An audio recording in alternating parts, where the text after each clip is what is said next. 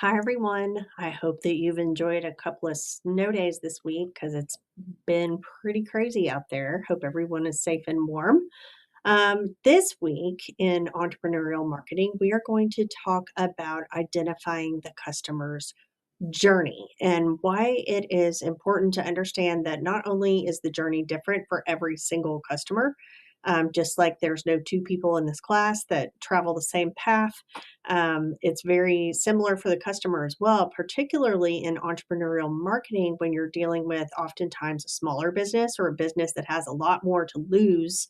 And much more at stake. It's really important to understand exactly not just how does the customer find out about your product. Usually, when you're talking about the words discovery and you're talking about the words journey, you're typically talking about how somebody finds your product. How do they land on your service? How do they learn more about you that helps them decide whether or not your product or service is valuable for them?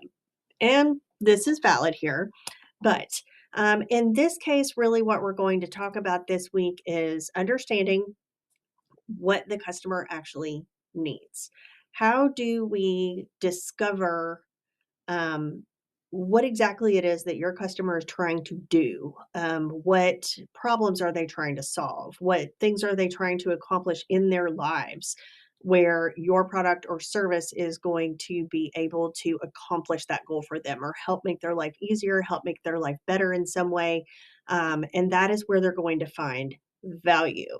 So, why understanding the customer matters? I think I have probably put this out there for you a few times just to help you understand businesses or individuals, in this case, marketing professionals, should never assume that they know what the customer needs. I've mentioned a couple of times we make a lot of assumptions about our demographic. I could very easily make an assumption about what people my age or people who are employed similarly to me or who have kids in high school and college. I could make a lot of assumptions about what's important to people in my age group. And I would be right about some of them, but I definitely am not, can't make a blanket statement that I know what's best for every single person or the right service to offer to make everybody's life easier or better, or that everybody has the same problems and concerns that I do, or even that my peers do, or other individuals that I know who have a similar demographic makeup to my own. So understanding demographics is just not enough. You can't think that, well, let's even go out and do some secondary research to find generalized information about different markets, sub-markets, different segments to try and figure out what's important to these people. You can most definitely make some general statements there. So, for example, I know through looking through data, and that's usually where a lot of these general assumptions can come from. But I know that in my job, if I'm looking through data, I know that if I am trying to talk to them about heart care or cardiology services, talk to my customers about these things, that I could say, well, the vast majority of people who come into our doctor's offices here for heart care are over the age of 65. Most of them are Caucasian. Most of them are from Warren County. Most of them are this, that, and the other. And based on the data, are going to show me that these are facts. Yes, these are facts. The majority of people are white men and women from Warren County and some other surrounding areas. So that's great, but that doesn't tell me everything that I need to know. Just because they all sort of look the same doesn't mean that I can make a blanket assumption on where is the best channel for me to push content to them, or how do they receive their news, or where do they get their information from. So it's really important to dig a little deeper into not just consumer behavior, what makes people make the purchase decisions that they choose, and what motivates them to do that. But also the different nuances in life that can change the different things that happen to people during the course of their lives that will make them choose one way over another. So in customer discovery, yes, you have your primary market research, which we discussed in week 2, that our primary market research is when you are conducting a study, when you are sending out a survey and you're asking customers direct questions about what it is that they want, what it is that they need, the things that are important to them, and to the best of your ability, finding out why this matters. And there's lots of different ways that you can do this, and we'll talk about that in just a minute. But basically, what you're trying to do is you've got through your secondary research, which is where we go out to publicly available content for the most part, or data sources that you have within the company that you're working for. You can make blanket statements about generalized demographic, about the reason most people walk in your door based on what they purchase, your inventory records or whatever. You can make those generalized statements, but primary research is where you get down to the nuts and bolts of their why. And it's really hard to get to somebody's why when you are asking them to answer a survey question on a scale of 1 to 5, which one is most important to you. That's kind of hard to get to the bottom of that just through a survey, but you can get a little bit closer by doing that, or by conducting a focus group or something like that. So basically, not only is it identifying specific customer needs, but it's also going to identify a customer's actual willingness to purchase your product or ability to purchase your product. So information versus knowledge are two completely different things. Information is data, right? Everything that I just mentioned to you. I can pull a data report. I can know how many patients came into our orthopedics practice in 1 week. I can tell you what they came for in general. I can tell you how old they are, what county they're from. I can tell you how many times they've been into that practice. I can tell you all of that stuff, and that's just raw numbers, but it's really not enough. So the knowledge that you get from this information comes from actually going in and analyzing this data and trying to figure out where those special trends exist. So, for example, once we were doing a data poll looking at one of our rural hospitals. This hospital is in a rural community, and we discovered that one of the top 5 most popular visit reasons were young women under the age of 20 who were coming in with pregnancy-related issues into the emergency room. And we're like, wow, we obviously have a lot of pregnant teenagers in this particular area. So based on that data, maybe we need to start looking deeper into that and see if we need to start providing more women's health services in those areas to serve people in pregnancy, or to talk about sex education or whatever, birth control, whatever it is that these young people might need information about in this rural community. That's been several years ago, and I haven't compared it in the last year, so I'm not sure if that improved or not. But that's just one example of, you can really get down into your data and you can start really sort of finding nuances that are kind of surprising sometimes.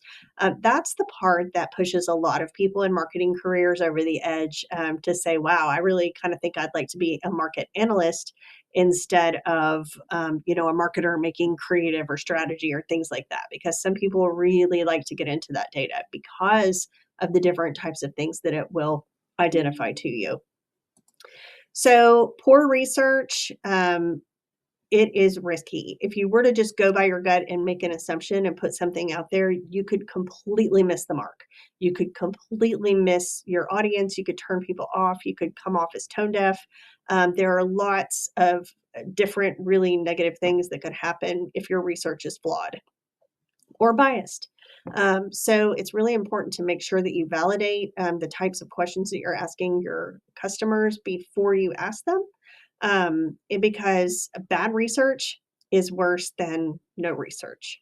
And I will tell you from experience, most small businesses do no research. And part of the reason that they do no research is because they don't have time and they don't have resources, just like the reasons they don't do a ton of marketing. So it's going to come as a great surprise to them when you all come along and you have this knowledge of, hey, let's go out and let's look at who our customers are. And what's important to them, and see if we can't get some answers. So speaking of getting some answers, It's really important to ask the right questions and to get to the bottom of what exactly is it that you need to know based on the service that you are providing or the product that you are selling. What do you need to know about the people that you're hoping are going to go out and buy this thing?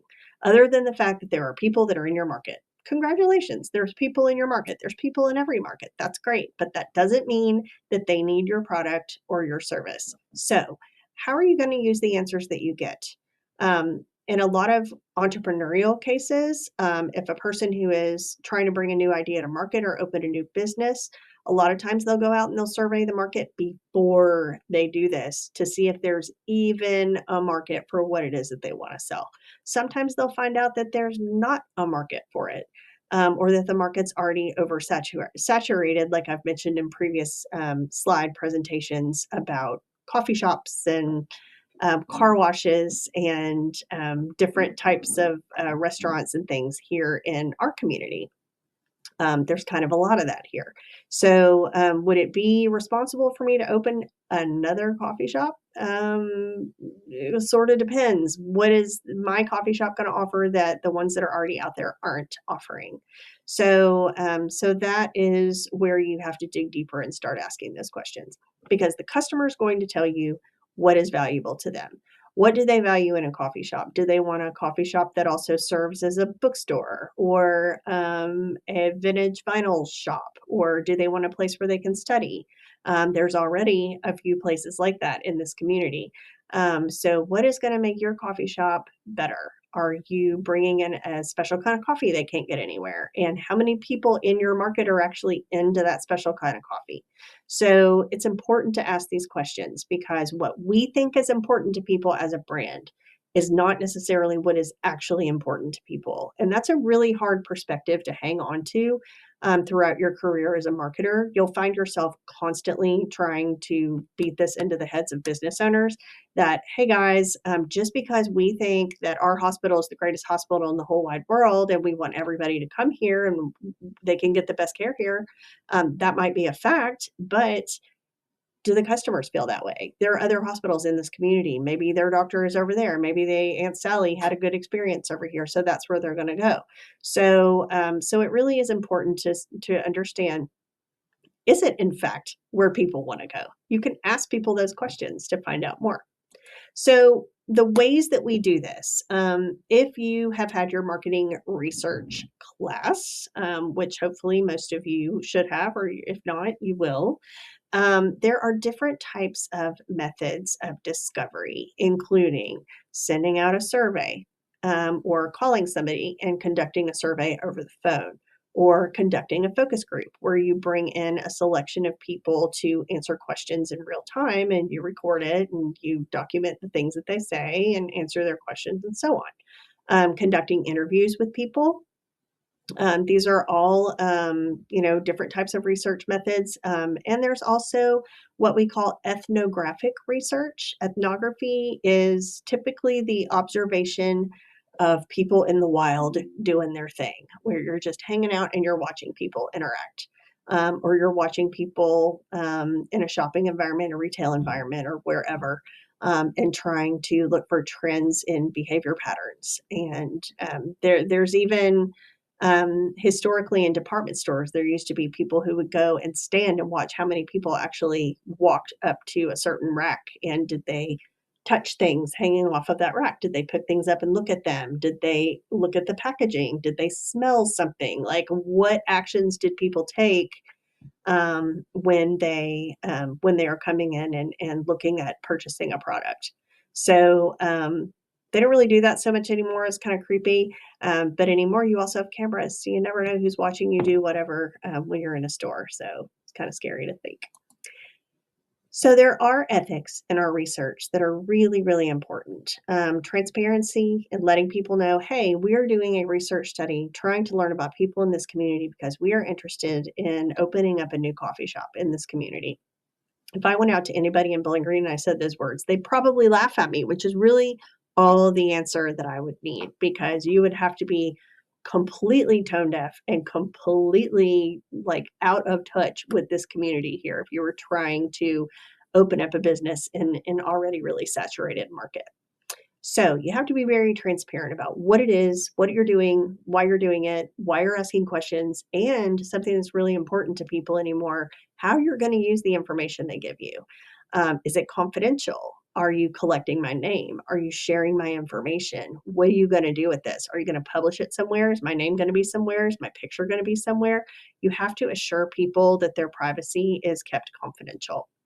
And this is why for most research studies, if you've ever filled out a survey or something, a lot of times it will give you those instructions ahead of time that will get your consent so that you are not just willy-nilly giving your information to people.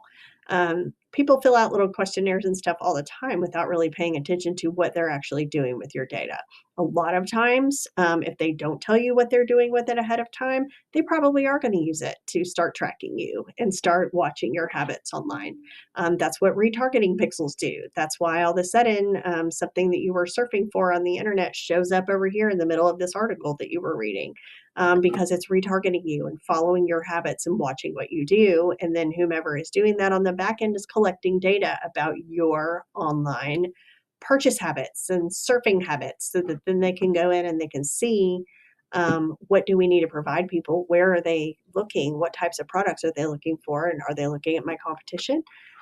All of these things are being tracked. So that's why a lot of people use ad blockers anymore because they don't want their information being tracked and their search history being gone through by bots and things like that. But those are tactics that are used in marketing. So if you are against those types of things, then either don't choose to use them or find another career because unfortunately, that's the way a lot of this works.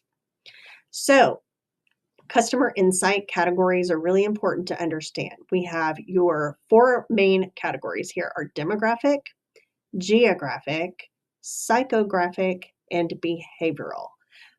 So your demographics are obvious. These are the things that are high level overview of you, who you are, what different physical qualities, make up who you are. Your race, your ethnicity, your nationality, the religion that you practice, the education level and income level that you have, your age, your gender, your marital status, and so on.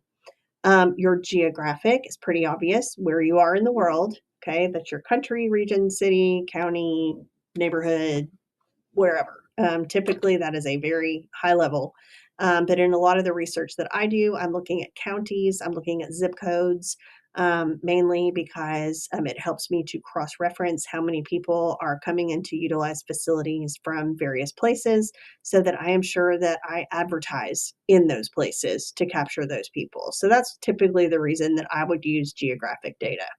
And cross-reference it with demographic data. If I have a ton of women coming in from Barron County, Kentucky, I want to be sure to have a photo of a female in that ad and female-driven content, or maybe put Google ads out on female-visited websites and various places like that to try and put my message in front of that captive audience in that place. Psychographic are your interests, your lifestyle, the different things that might influence you, your personality, your personal values. So this is sort of where interest in sustainability or politics starts to come in a little bit. Different things psychographically that influence your decision-making process. Are you LGBTQ? Are you family? Do you have a family? Do you have children? Do you have pets? Do you have different beliefs and different things that might influence your purchase decisions? So, for example, one of mine that I like to share, one of my psychographic qualities is that both of my parents are handicapped. So, one of my hot button issues is ADA compliance. So when I see people parking in handicapped parking spaces that should not be there or utilizing ADA resources that they should not be using, that's a hot button issue for me. So this is something that influences my decisions. I am not going to patronize a business that does not have handicap accessibility because that is something that people in my life need. Not everybody has that need. So that might not be something that you consider when you go out shopping or when you choose a restaurant to go to. But when I roll into a restaurant with my mom, who, when she was still alive, was in a wheelchair, if they cannot accommodate her, by giving her a table that we can push her chair up to, or by giving her a restroom that she can use, that is going to impact my purchase decision there, and I'll choose someplace else to go that will give her a better experience. So those are just psychographic qualities. That's one example of a way that you might make that choice. And then, of course, behavioral. These are the things that you actually do, like places that you buy from, the purchases that you've made, different behaviors that you have when you're going online, when you're looking for different things, places that you go, um, the interaction that you have with other people, engaging with other people on the internet, making comments, liking things. There are tons of people that are on social media that never say a word. They're just out there looking around. They don't necessarily like anything or engage with any content. They're just surfing and they're checking things out to keep up with things that are going on. That's certainly not the norm, but there are millions of people who don't engage on social media, but they're still there. So these behaviors and the types of actions that you take also count as different behavioral characteristics. And you can take all of these different things and you can separate them into different buckets so that you can start to look at, okay, your demographic is you are a 51-year-old female who makes over $150,000 a year. You live in the South Central Kentucky, and you like to ride bicycles and go shopping, and you surf the internet at bedtime. Okay. You're just basically taking things and narrowing them down and down and down and down and down. And then you're looking for what we call lookalike audiences. Are there other people that look like that person? How many people are actually behaving similarly to that person? And then you look for trends to see if that is a group of people that you might want to market your product or service to. When we talk about life cycle events are events that happen to an individual during the span of their lifetime that might change the way, change their outlook, change their purchase behavior, change their habits. So this could be, did a person who was previously living a sedentary lifestyle all of a sudden lose 150 pounds and start CrossFit? And all of a sudden they're a fitness fanatic and they're really important, that's really an important value to them now. That before they were this way, today they're this way. Maybe I had a child, maybe I got a new job, maybe I graduated from college, and all of a sudden money means something different to me. I am no longer on my parents' payroll and I have to go find a job to support myself. So this is somebody's economic situation changes. I lost a job. I got a job. I got promoted. I had a child. I adopted a child. Any number of different types of things happen to you throughout the course of your life that will make you look at things differently. For example, my parents weren't always handicapped. They were pretty normal with no healthcare issues prior to about 25 years ago when my dad had a stroke, and 10 years ago when my mom had a stroke. Well, all of a sudden, those life changes drastically impacted the different types of choices that we all made as a family, from healthcare to living in a house with only one floor and no stairs, to the types of cars that my dad chose to drive because he had to transfer my mom in and out of a wheelchair. So some major purchase and lifestyle decisions in there, and some that, maybe were a lot smaller, like the types of clothing that you can choose to wear. My dad is paralyzed on one side, so he can't button buttons. So he has to choose things that he can pull over his head that are easy for him to get in and out of independently. So, just little things like that that you don't really think about, that, any change in your lifestyle can dramatically change the purchase choices that you make to better fit your current status. So the value proposition canvas index, we have lots of different types of things like this in your book that are really useful to know. And this particular one I think is really helpful when you are learning about different things in the marketplace and you're really, really trying to do some customer discovery. So what's kind of cool about this is it centers around what's called jobs. So this isn't a job like go to work every day, although it could be. This is a job like, what does Dr. Martin need to accomplish today? And what does she need in order to accomplish it? What is the job that I need to accomplish? I need to give my students a presentation on the value proposition index. So the types of tools that I'm going to need for that is I'm going to need a camera. I'm going to need some software. I'm going to need some time so that I can do this for you. I'm going to need to research the topic that I'm talking to you about this week. So I need freedom to be able to do those types of things. So what are the pains that I'm going to experience along the way of trying to get these jobs done? Well, I have a full-time job. I might be interrupted 20 times in the middle of my presentation trying to get information to you. I might get a bunch of emails that I have to stop and start again. My software might go down. Something might not work, or like happened to me in week 1, I did a whole presentation with my mic on mute and had to go back and redo the whole entire thing. So now I definitely check that before I get started. So that's a pain, right? But also, what are the gains that I could, what could I possibly gain during the activities that are these jobs that I have to accomplish? So what are positive outcomes of having achieved the job? So when I'm done recording this presentation for you in a couple of slides, I will upload it for you on Blackboard, and you, my students, will have access to it so that you can start working on week 3, right? So, that's positive. So I just positively impacted you by finishing what I need to do so that you can do what you need to do. So you can boil this down across lots of different landscapes in order to look at what needs to be accomplished by your customer. What are the pains they're going to encounter if they were to use a solution given by your competitor? So, if I were to choose, if I'm a runner and I'm going to choose New Balance over Nike, okay, Nike's going to want to know, well, what do they have that we don't have? Or what is that customer experience going to be like using that product versus using our product? And maybe we're going to go out and get that product too and try it out ourselves just so we can kind of see and compare.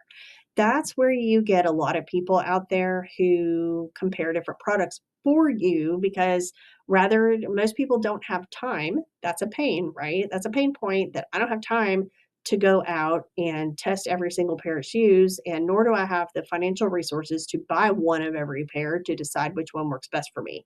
So I go out and I read user reviews. Sorry.